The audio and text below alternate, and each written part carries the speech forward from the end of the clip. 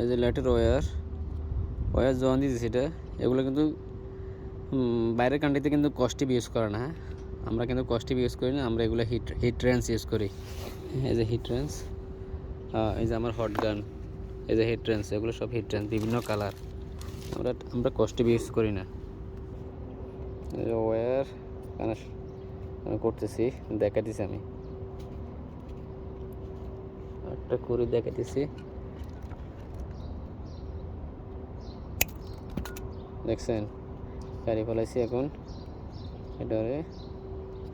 কারণ এই দেশে কোনো এগুলো, কারণ গরম বেশি তো কস্টিপের লাসা এগুলো চুঁড়ি যায়।